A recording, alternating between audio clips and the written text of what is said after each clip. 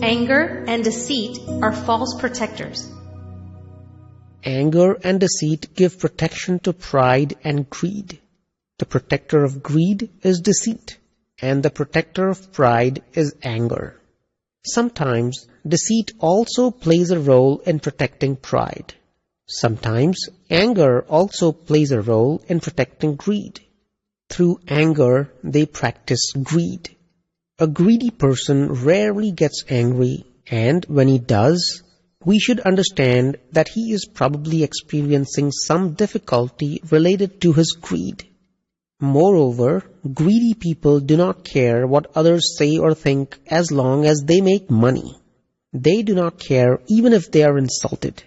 They are like this because deceit will protect them.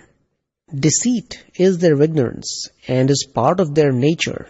Thus, deceit and anger are protectors of internal weaknesses. One gets angry when his pride is wounded. Anger is easily detected and therefore is easy to remove as compared to deceit, which deceives even the owner.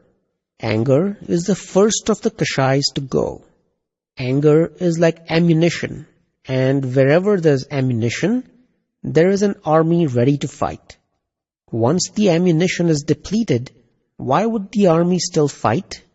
Everyone would simply run away. No one will stick around.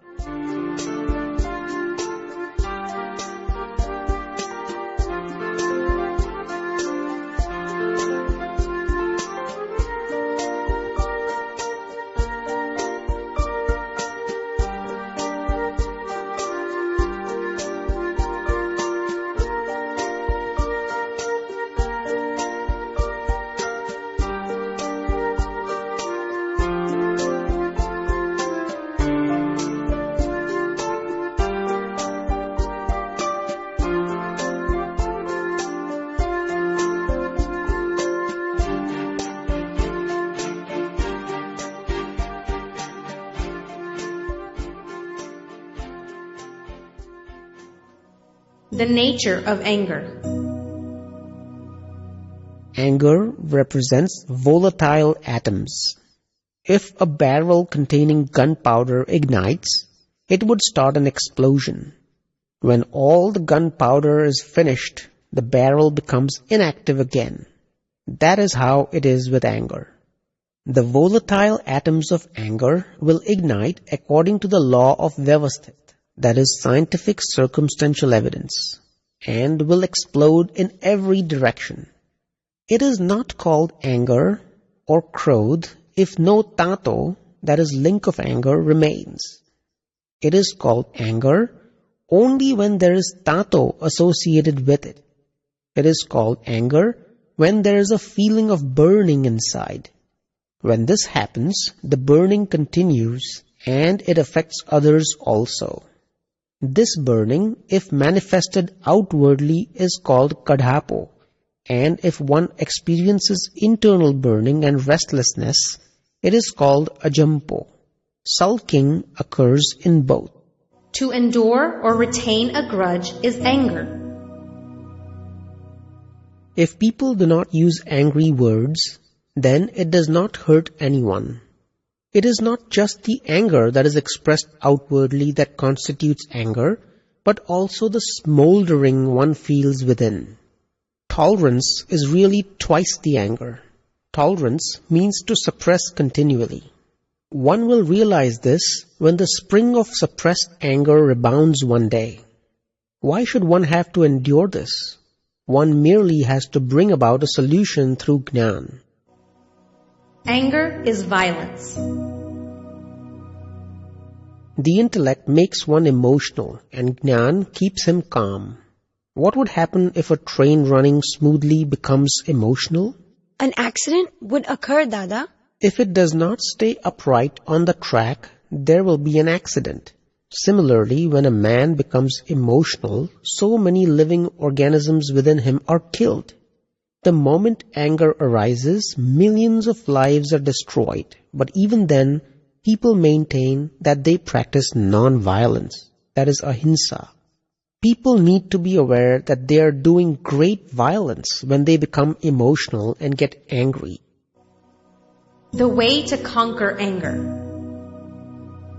The external activities of the world, the thoughts, speech, and acts of human beings do not change. However, if one changes his bhav, that is deep inner intention, then it is enough.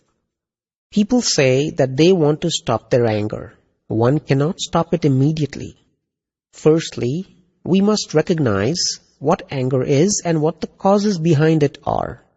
How is it born and who are its parents? All this has to be determined even before anger is understood. Liberation at the hands of the liberated.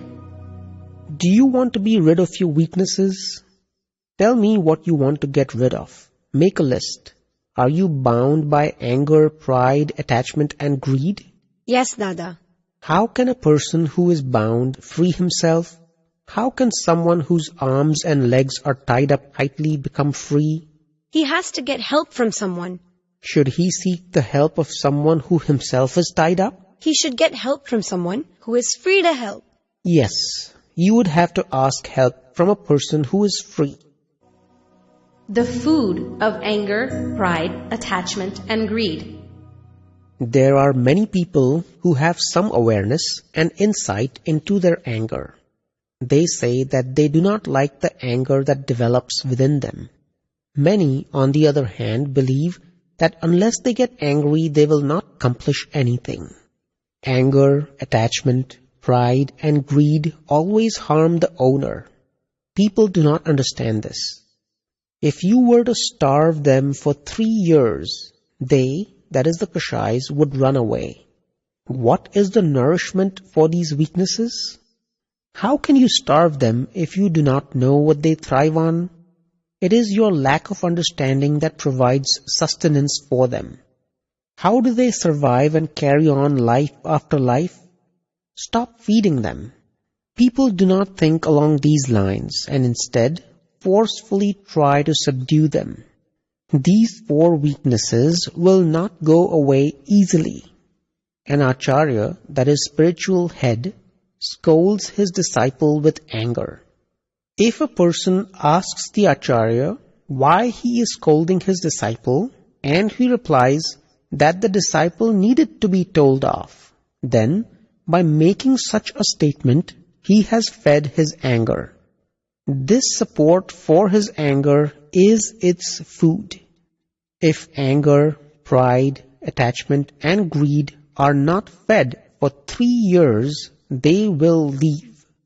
This is because each has its specific diet, which people provide every day, and so they grow healthy and strong. When a man smacks his child in anger, his wife will rebuke him for doing so. If he tells her that the child deserved it, then he would be feeding his anger. In making such statements, people support their weaknesses. I have never given protection to anger, pride, attachment, and greed. If I happen to get angry and someone asks me why, I would tell him that it is wrong to get angry and that it occurred because of my weakness. In this way, I do not protect it, but other people do. If a sadhu, that is an ascetic, happens to be using snuff, and we ask why a man of his status should have such an addiction, he will strengthen his addiction when he says that there is no harm in using snuff. Out of these 4, anger, pride, attachment, and greed, a person may favor one over the others and will therefore strengthen it by siding with it. Overt karma, subtle karma. I will explain to you what overt, that is sthul karma is. Do you ever become angry even though you do not want to be angry? Yes, Dada. You experience the consequences of your anger right away. People will say that you are foul-tempered. Someone may even slap you, which means that you will suffer the consequences through being disgraced in some way or another. Anger is sthul karma. When you get angry, if you have the internal bhav that anger is necessary, then this bhav will be your account of anger for your next life. If, however, your bhav today is that you should not get angry and you have made a decision that you do not want any part of anger, even though it still occurs, you will not have bound anger for the next life. You will be punished for the anger which occurs as sthula karma in this life, but even then it will not bind you in the next life. This is because in the subtle, that is sukshma karma, your resolve, that is nischay, is not to get angry. On the other hand, if a person does not get angry with anyone, but has the belief that one should use anger to sort people out, then in his next life, he will be a very angry man. Therefore, the external anger represents sthula karma, and the internal bhav is the sukshma karma. Sthula karmas do not bind new karma. They represent an effect. That is why I have presented this science to you in a different light. Until now, people have been led to believe that karmas are bound through sthula karma, and that is why they live in fear. Kashais flee with the science of separation. Is there any prerequisite needed to conquer these 4 kashais? When these 4 kashais of anger, pride, attachment and greed leave, one becomes a god. God said that when one gets angry with his blood relatives, their minds become estranged. This estranged state will prevail for years or throughout their lives. Such anger is wrong. Ultimately, it is a useless anger. This type of anger binds one for infinite lives. Even greed, pride, and attachment will do the same. They are very difficult. It is only after they leave that one attains bliss. One will be rid of these kashais if he listens to the enlightened one. The enlightened one is the Gnani Purush, who has the knowledge of the soul and can give you this knowledge. The only other way out from these kashais is to acquire the science of separation. Then all these kashais will leave. This is the wonder of this time cycle. This is called Akram Vignan. Jai Satchidanand.